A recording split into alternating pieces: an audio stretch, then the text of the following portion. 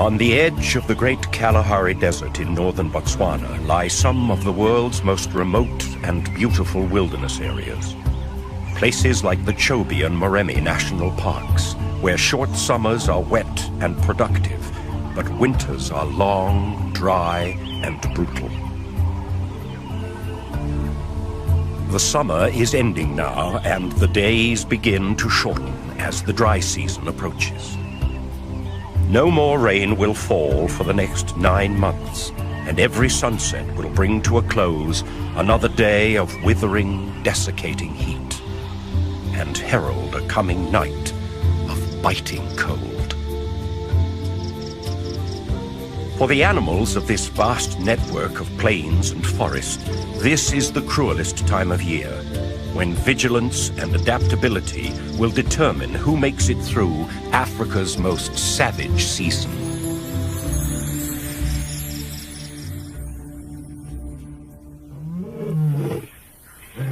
Every day is served up as a test of resilience for each different animal, as water holes dry up and food becomes more and more scarce.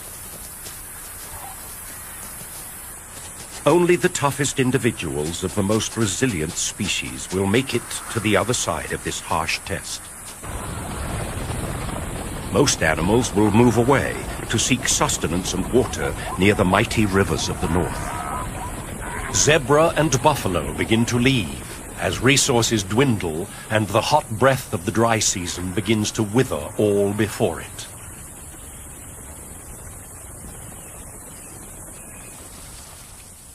Other animals follow, but along the edges of the plain in the transition area between grassland and forest, known as the ecotone, one of Africa's most successful survivors remains to tough it out. The graceful and resourceful impala. The beauty and seeming frailty of these timid antelopes belies an ability to survive not only the adverse elements, but also a constant and savage onslaught from every predator that shares their world. In March, at the beginning of the dry season, the impala population is gathered in mixed herds, and the shorter day length sets off a switch in the hormonal activity of the males.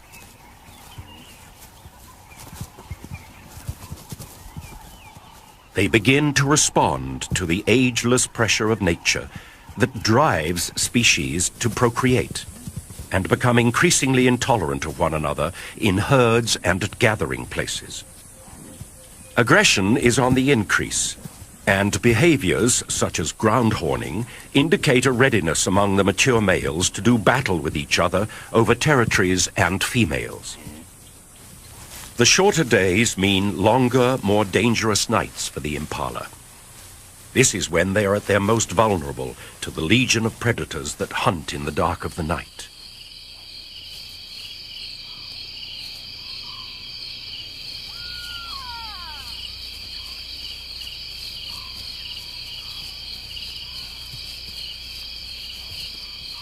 But as the moon becomes full early in the year, it triggers another passage of savagery in the tension-filled life of the impala herd.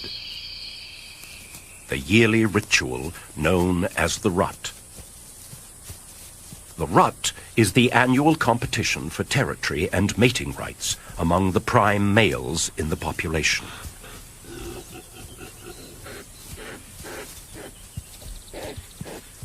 The mature males are in peak condition at the start of the rut.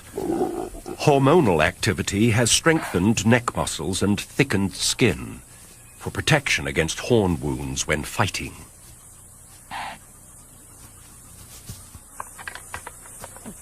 Fights at first are limited to bouts of light sparring and horn twisting. This allows males to size each other up without serious damage. But soon, along the edges of the plains and around the waterholes, fierce battles begin to break out.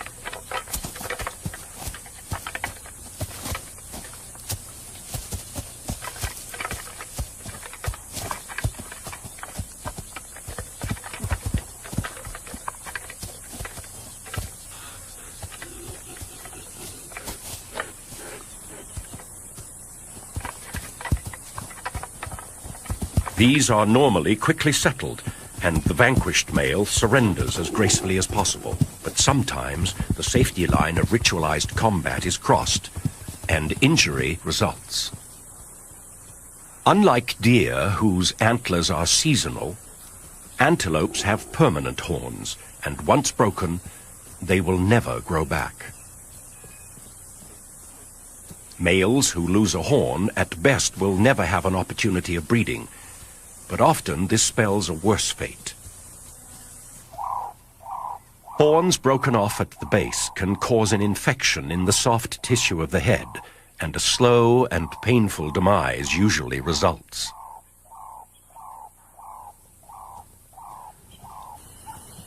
In particularly violent exchanges, a male can lose both horns, and then has no way of defending himself against painful stab wounds.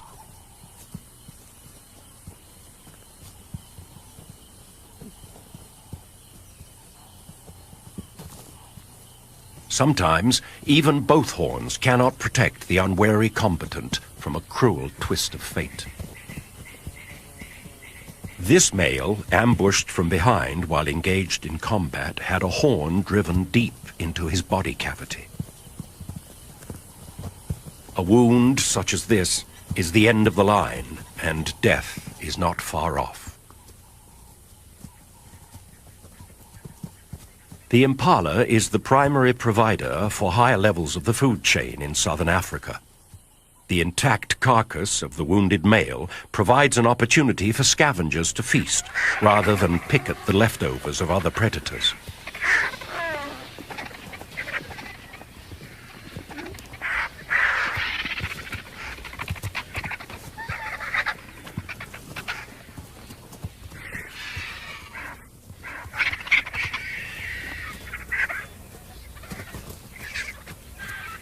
This is just the beginning of the violent month of the rut, when the process of natural selection can be seen in action as weaker males are removed from the gene pool.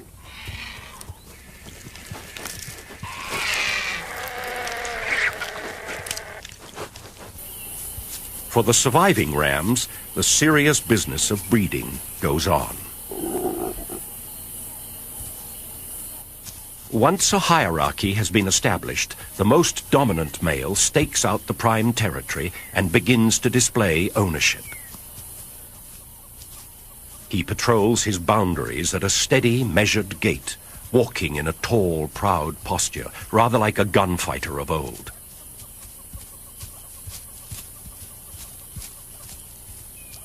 When an intruder is detected, he stops, draws himself up, and stares steadily at whoever is foolish enough to challenge him. Interloping males are chased until they are forced off the territory, usually right into the next dominant male's line of fire.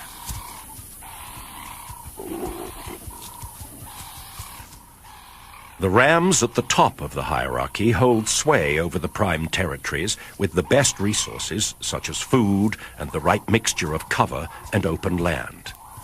This, in turn, attracts the most female herds. Now all the male has to do is keep them there, and that's where the real hard work begins. First, he weeds out the remaining immature rams who are chased away from their mothers for the first time. All the displaced youngsters and non-breeding males satisfy their herding instincts by forming bachelor groups that live on the fringes of society. They need the security of numbers for predator detection, but antagonism remains high. For the youngsters, this is like a training camp where they learn sparring skills for future serious bouts. The most dominant males give off a strong scent from glands in their foreheads. Weaker males sniffing this scent detect the higher hormonal levels and back down from challenges, a mechanism that regulates aggression. Back in the breeding herd, the male is now using 3 times as much energy as the bachelors. He has to keep his females from leaving his turf. The closer they stay to the center of his territory, the calmer he remains. But as soon as they wander too close to the border, they must be herded back. He chases down the most receptive females, and as a prelude to mating, indicates his intentions by ritualized behaviors such as following and tongue flicking.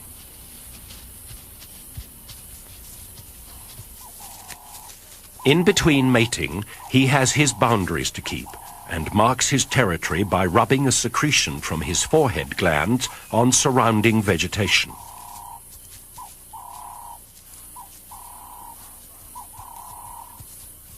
Roaring with neck stretched low is also a territorial advertisement.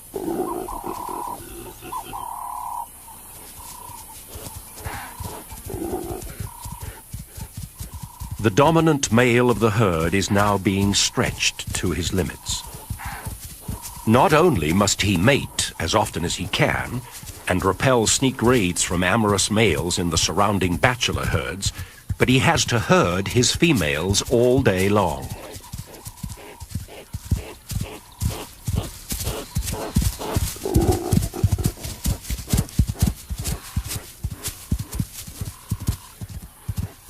All of this activity begins to wear on the ram, and through the mating season, he can lose 30% of his body weight.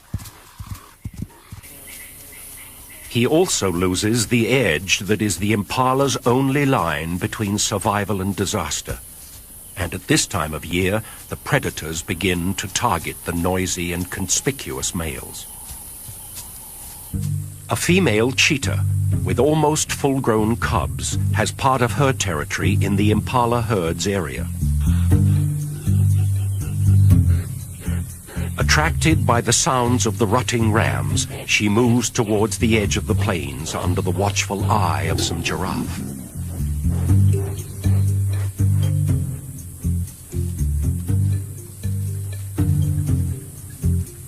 While she uses vantage points on the edge of the plains to spot potential prey, her cubs follow along.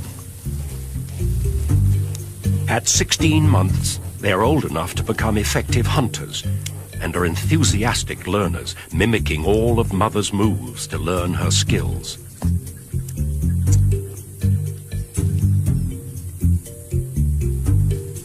She uses a dead tree to detect the herd's position and quickly moves off to begin the stalk. The calf still has to learn that climbing is not something that cheetahs are particularly good at. Approaching the impala, the cheetah's eye is honed to detect the slightest sign of fatigue and weakness in any member of the herd. An opportunity at an exhausted and preoccupied male is difficult to resist.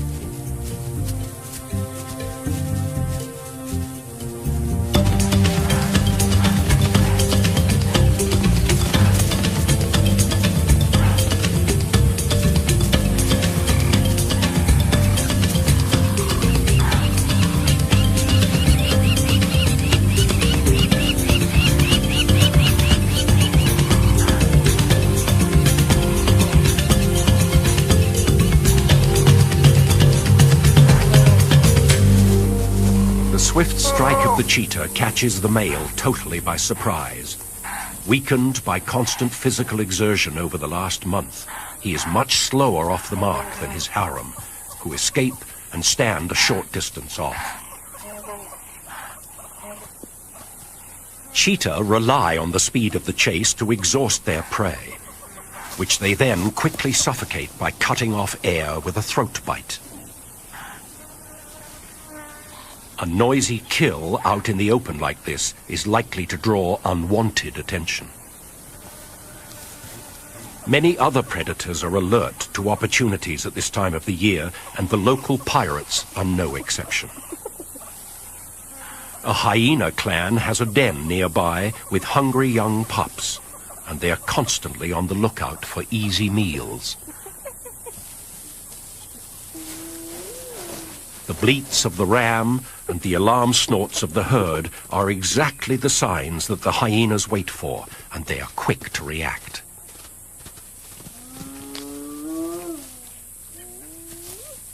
All three cheetah are no match for the brute strength of a hyena.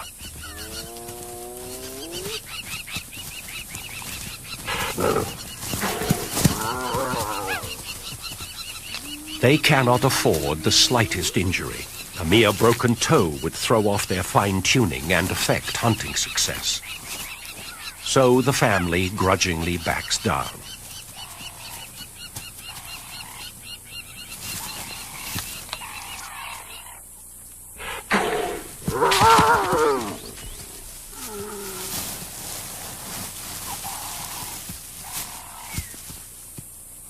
The cheetah move off to watch from a safe distance, as more hyenas begin arriving on the scene.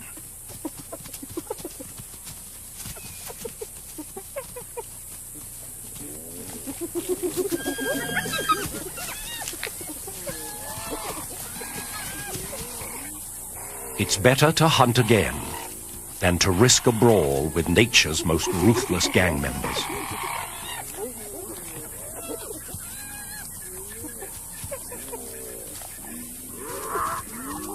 The cheetah's loss, however, is a necessary gain for the hyena clan. Back at a den away from the plains, 3 sets of pups await the arrival of their parents. Each female in the clan gives birth to 2 black pups, who gradually become lighter and spotted after 2 months. There is serious rivalry amongst hyena siblings. What appears to be playful tussling is actually an establishment of dominance between and within each pair of pups. Even as infants, hyenas can turn into deadly killers. Sometimes, while still in the den, the stronger pup will kill its brother or sister to reduce competition for mother's milk.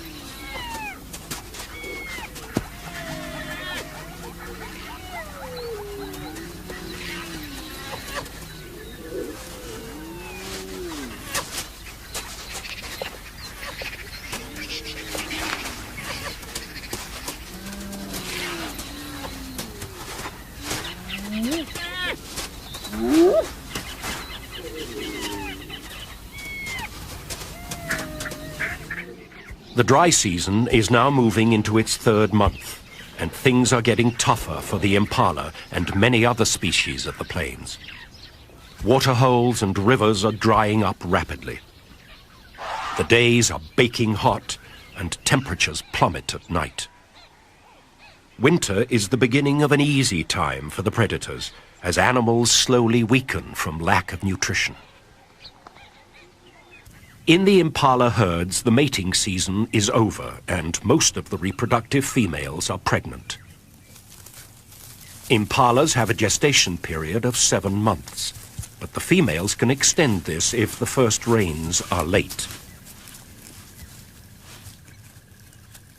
Unfortunately for them, this puts them under the most nutritional demand through the toughest time of the year.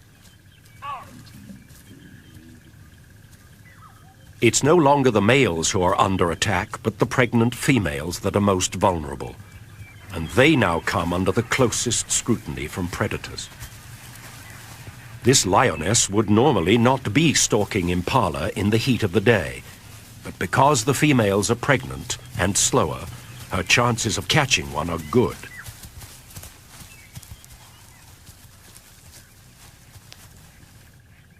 A careful approach, freezing each time the herd looks her way, gets her within striking distance.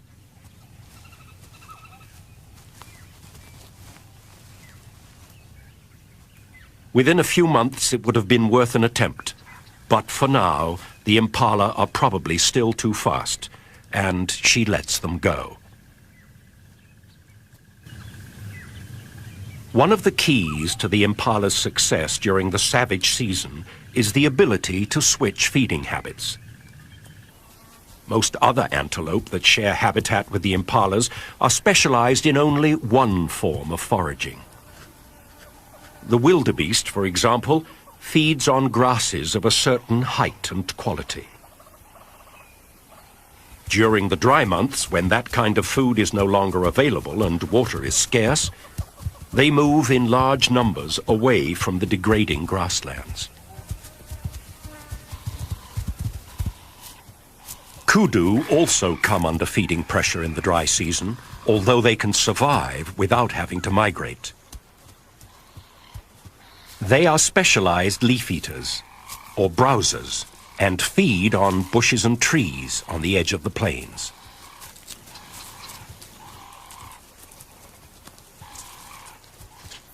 Impala, however, can take advantage of both food sources and switch easily from grazing to browsing.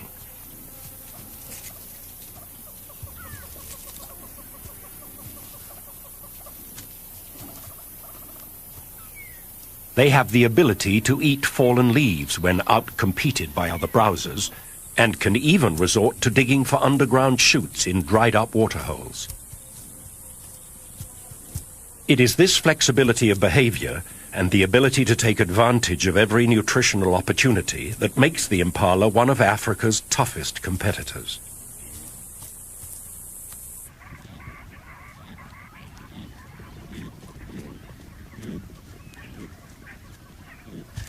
Deep into the dry months, some species of acacia tree come into full bloom, attracting the attention of troops of baboons.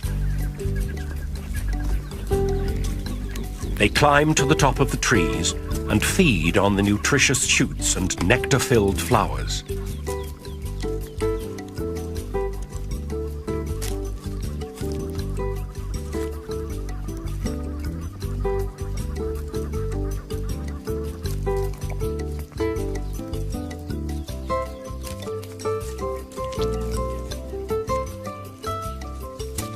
As the troop greedily picks at the blooms, they drop more than they eat.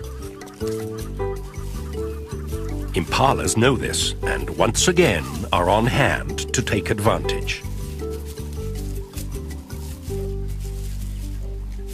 They move in under the trees and help themselves to a great protein boost during this lean time.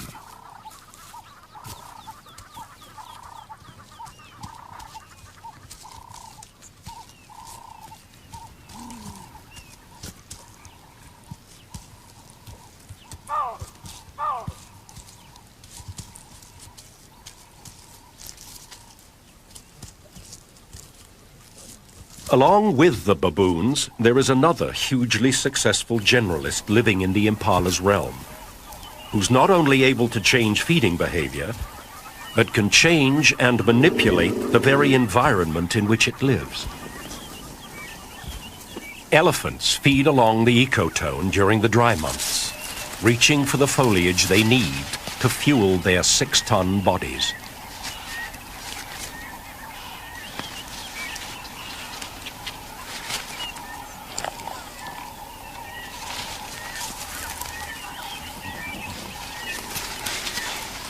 They too will remain with the impalas and baboons, and the three species' lives will stay closely linked until the coming of the rains.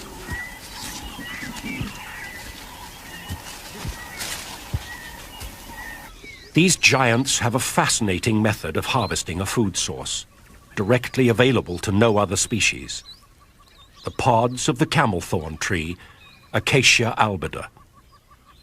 With their great strength and size, they could easily tear limbs and pods from the tree or simply push the tree over. Instead, they carefully shake the tree, causing the pods to drop to the ground.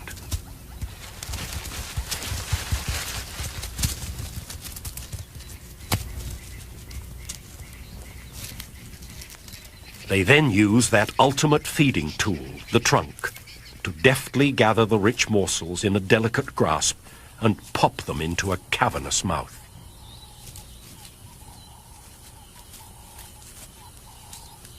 This behavior is remarkable in many ways. It benefits the elephant, who not only gets a rich meal, but seems to understand that by leaving the tree standing, there's a guarantee of other harvests of pods for years to come. It also benefits other inhabitants of the ecotone, and once again, the first to move in are the impala. Their teeth and jaws are not at all suited to chewing and swallowing pods, but again, their adaptability affords them a protein-rich meal.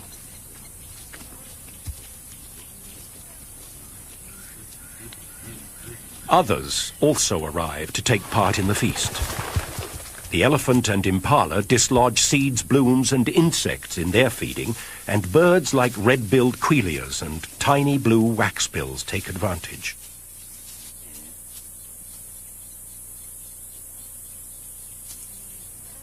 During these harsh times, resourcefulness becomes the key to survival. And again, it's the ability to change feeding behavior that helps individuals make it. This is displayed by an experienced male baboon who's had to survive other harsh winters. It seems he's learned that the river, before it dries up completely, holds some underwater secrets. Crocodiles keep baboons from going anywhere near the water under normal circumstances. But these are desperate times.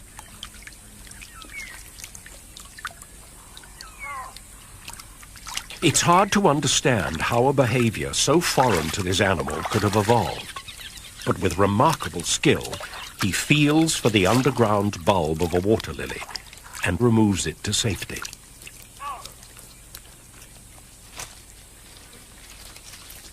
This truly amazing new behavior seems to leave the wise old fella totally unmoved. With great dexterity, he peels and eats the succulent shoots before tearing into the food-packed storage organ of the plant.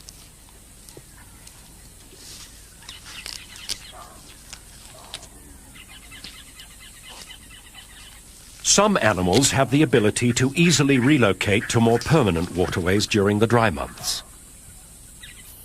A resident fish eagle could fly to the nearest permanent river in less than a day. He's a highly specialized hunter of fish and amphibians, with huge talons adapted to the grasping and holding of slippery, wriggling prey. With the drying of the waterways, his continued presence here is somewhat of a mystery. The answer is, once again, in the ability to make a slight change in behavior. An alternative source of food has become available. Thousands of turtle doves fly in from miles around to drink at the last remaining water. All the fish eagle must do is adjust from prey that swims to prey that flies.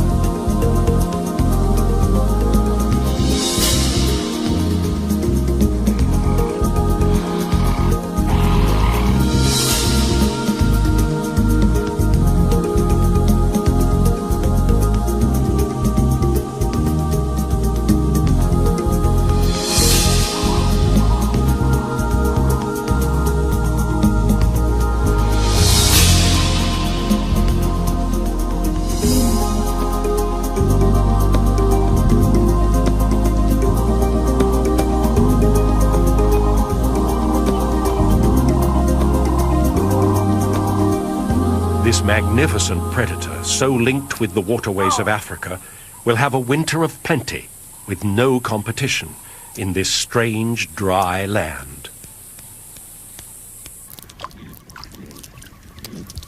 Not only is predation on the increase, but the impalas are having a tougher time at the waterholes. Predators often take up residence in the dry season to ambush prey. If a pride of lions decide to take a siesta at the water's edge, the impala will have to wait. The dry winds of winter and the furnace-like days of early spring conspire to drain the earth of all its precious moisture. At waterholes in the area, the concentrations of elephants leave devastated vegetation for miles around. The impalas have to move long distances from feeding grounds to waterholes, exposing themselves to attack. When they arrive, they are usually again forced to wait, as they're outcompeted by the bigger and stronger animal. It seems things could not get tougher for the resident impala herds. But they do. Impala make up more than half of the diet of wild dogs, and with uncanny timing, this pack is moving into the area to find a den for the arrival of new pups. The dogs usually set up home in a den abandoned by previous tenants such as porcupines or warthogs, and the first order of business is to expand and modify the tunnels.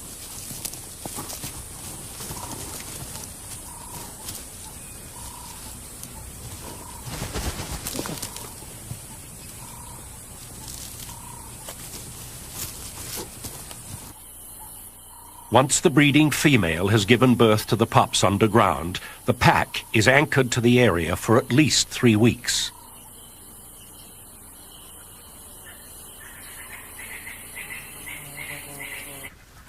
They set up territory in the area by scent marking at established marking spots around the edge of the plains.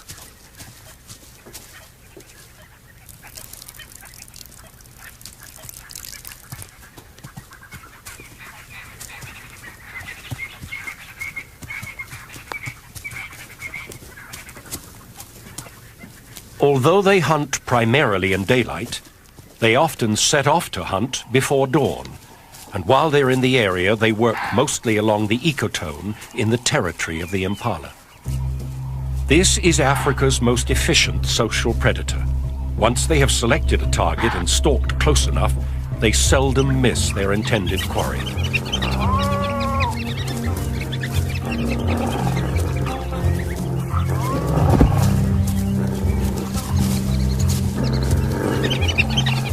Again, it is an exhausted male impala that is caught.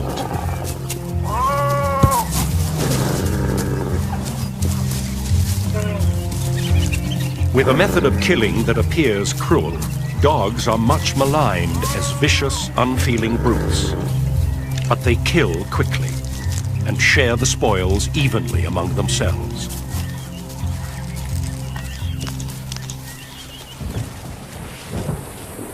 All the while at the waterholes, the situation becomes more and more serious. As thunderstorms threaten to break the desperate grip of the dry season, bull elephants line up patiently in a well-established hierarchy, waiting their turn to drink. This is an organized rotation of dominant individuals and small groups of allies, sometimes standing 50 deep, waiting hours for their turn. The meager, muddy pools.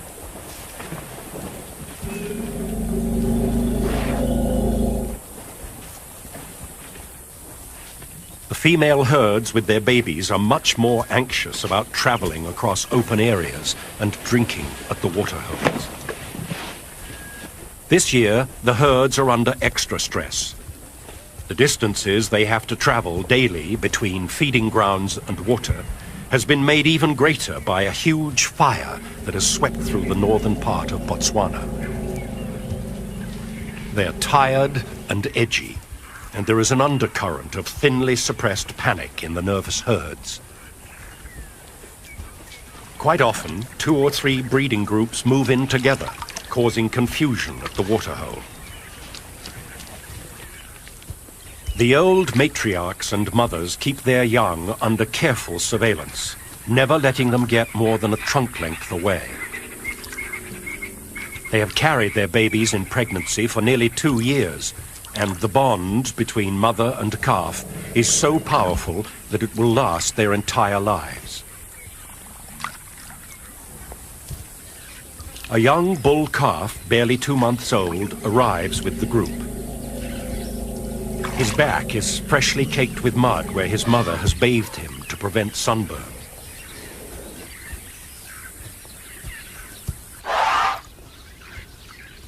The herd spends time enjoying a drink and a splash before setting off again in the late afternoon.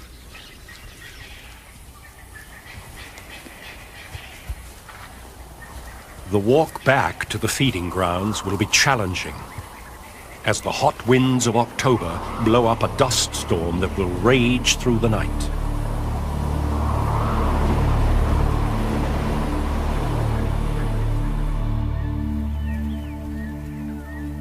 Early the next morning, it appears something has gone terribly wrong in the night. The young calf with the muddy back has somehow become separated from his herd in the dust and darkness, and now he finds himself utterly and desperately alone.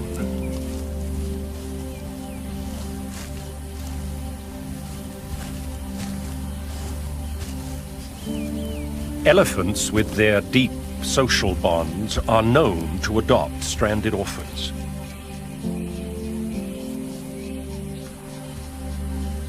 If he can attach himself to other elephants or find his own herd very soon, he stands a good chance of survival. The little calf is as helpless and confused as a human infant would be without his mother. It's obvious that he can smell her and the herd in their dung surrounding the pools, and he spends time sniffing at the familiar, comforting smells.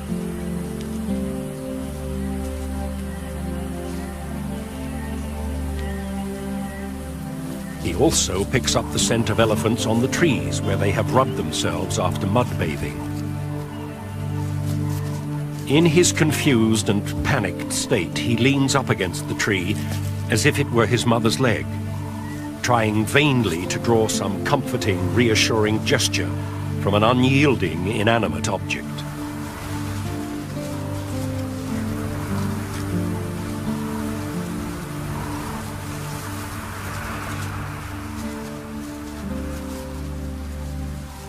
After his first hours alone, help arrives in the form of a few huge elephant bulls.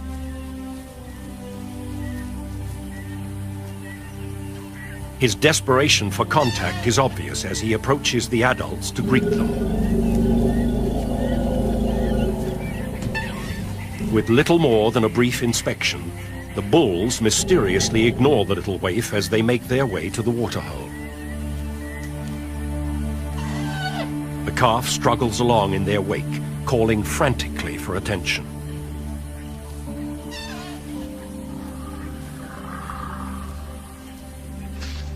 The calf is still totally dependent on milk.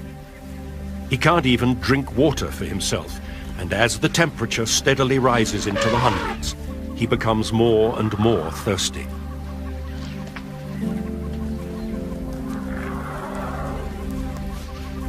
Without the bulk of his mother to protect him from the sun, dehydration begins to set in. Desperately thirsty, and now even more confused, he attempts to suckle from the bulls at the waterhole. At first, the adults ignore the pitiful advances of the youngster, but as he becomes more persistent, their indifference turns to anger.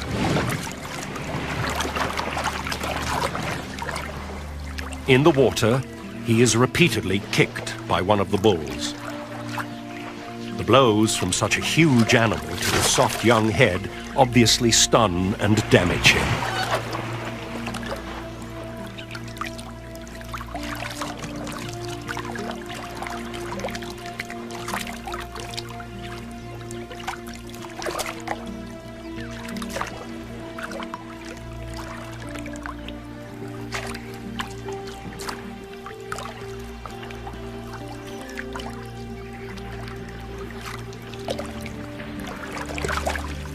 Even after such violent treatment, the urge to be close is too powerful, and he struggles after the adults.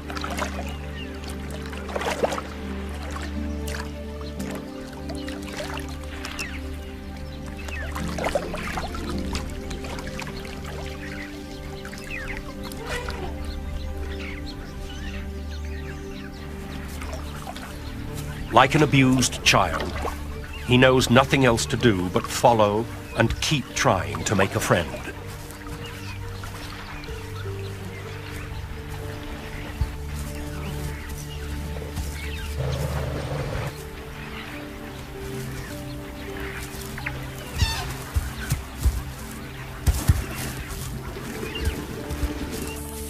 It's midday now and fiercely hot. The temperature in the sun is over 120 degrees, and the bulls have retreated to the sparse shade of some nearby trees. The orphan continues desperately to seek attention and comfort, but is continually rejected.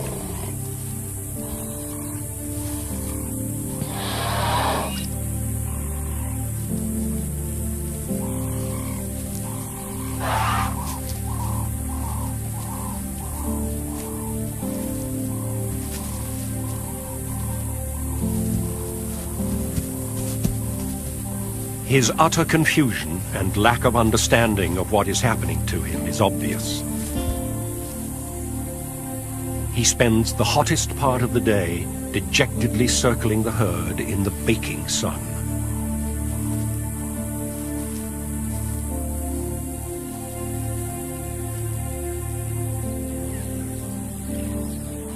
As the bulls start to leave in the afternoon, the tiny stray tries to follow, and the rejections begin to get more violent.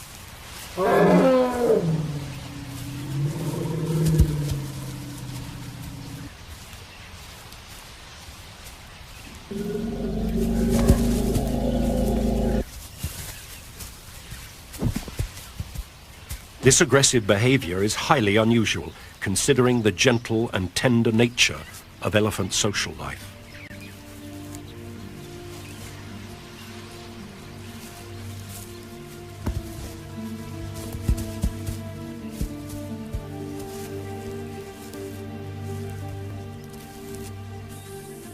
The calf retires to a small grove of trees, where he stands shivering and twitching in what appears to be a state of complete nervous collapse.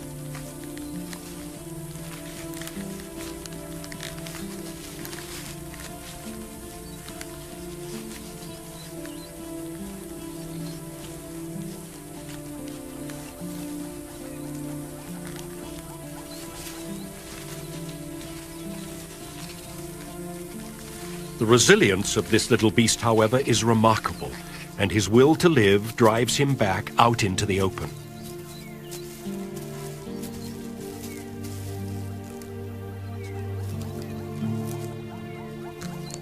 He once again attempts to suckle, this time on a tree, before heading back to the waterhole.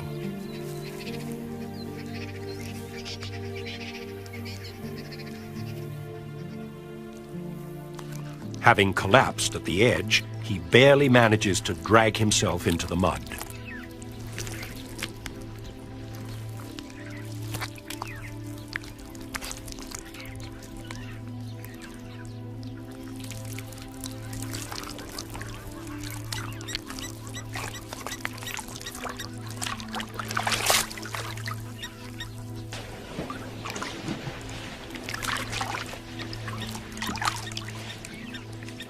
At last it seems there is real hope when a herd of cows with a young calf his age suddenly arrives to drink. As he persists in getting close to the herd's own calf, the reaction of the females is shocking. This would be the ideal group to adopt the stray. With young calves of their own, the females are lactating, and their overpowering maternal instinct should be stimulated by the calf. But instead, he is once again violently rejected.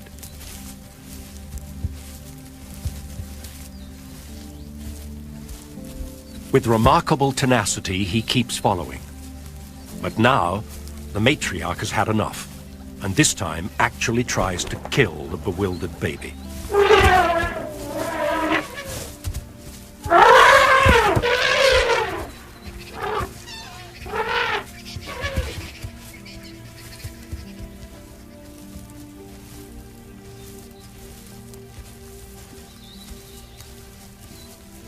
It's obvious that something is dramatically wrong. Is this violent reaction an indication of the stress the elephants are under? Can the females simply not afford the energy to adopt the youngster because this year's meager resources are barely enough to raise their own offspring? Is there something physically wrong with the baby that the other animals can sense and want to avoid?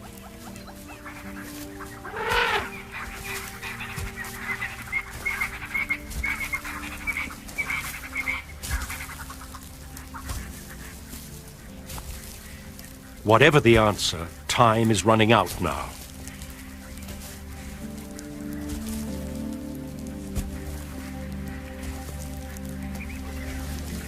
As the sun sets, the final act in this desperate tragedy of a day begins to unfold.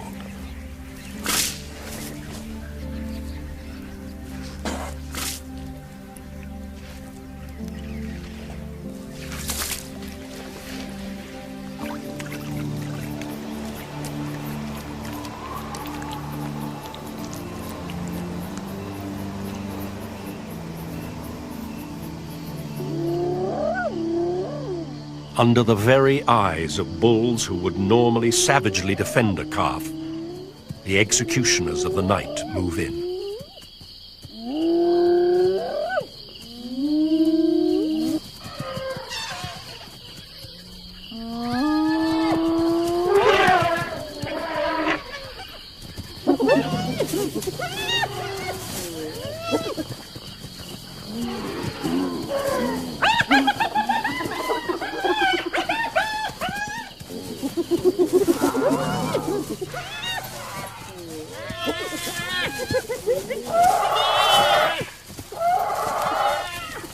Although his death is violent and brutal, it is merciful at the same time. He will not have to endure another minute of the loneliness, bewilderment, and pain that was this terrible day.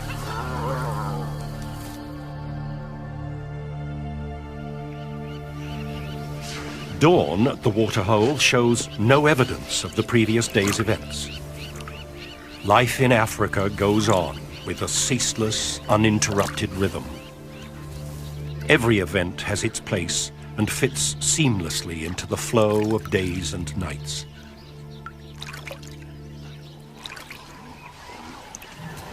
It's the beginning of November now. The impalas do not have long to hold on until the first rains. The pregnant females are in the most dangerous 2 weeks of their lives. Sunken flesh around pelvic bones and protruding ribs are the only indicators of their poor condition. They are alert because predators know that the time is never better to catch these normally elusive antelope.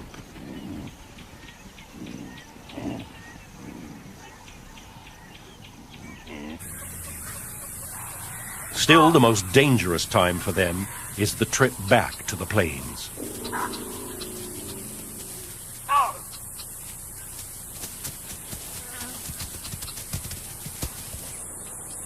The female cheetah has spent the whole winter preying on impala, and with her cubs almost fully grown, is having to hunt every day. It is a good time to be a cheetah.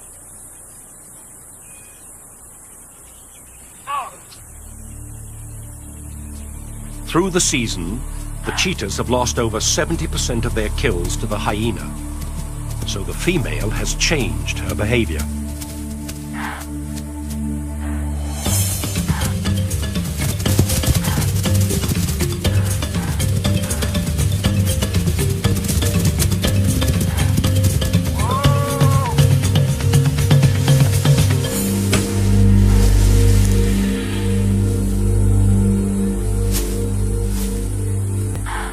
Few of her kills are far from cover now. Once she has caught this pregnant impala, she drags it, still alive, under some bushes.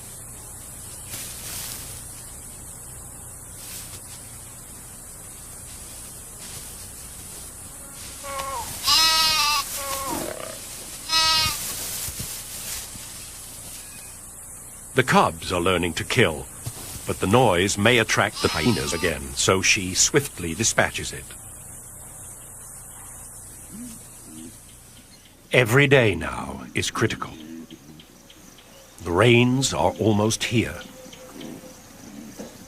Female impalas have the incredible ability to delay giving birth for up to 2 weeks. They then produce all the lambs in the herd within a few days of each other, providing safety in numbers. Invariably, though, females who mated first in the season can't hold on, and there are early arrivals. The hunters of the plains know that these youngsters represent an easy meal. With pups of their own to feed, the wild dogs are targeting the babies. Once the herd is panicked, the babies are on their own. It's just a matter of running them down. This dog displays the skill of a seasoned hunter by keeping the baby running in circles, cutting off its escape at every turn.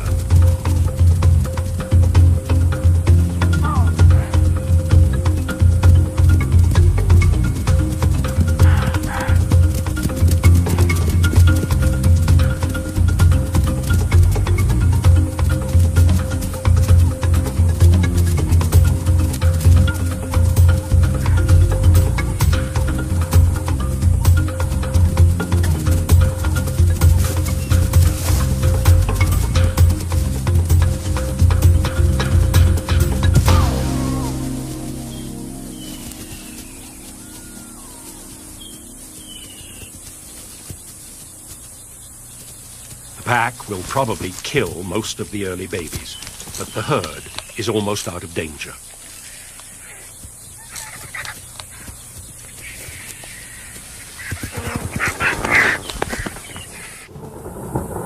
Localized storms are now releasing rain only miles away, and the big thunderstorms, bringing the season's first heavy downpours, are starting to roll in.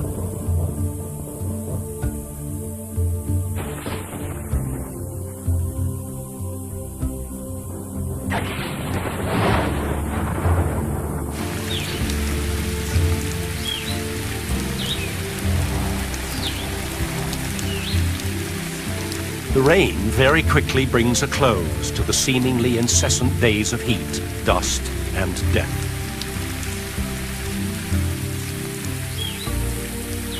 The land is rejuvenated, springing to new life, and the impala give birth to a whole new generation.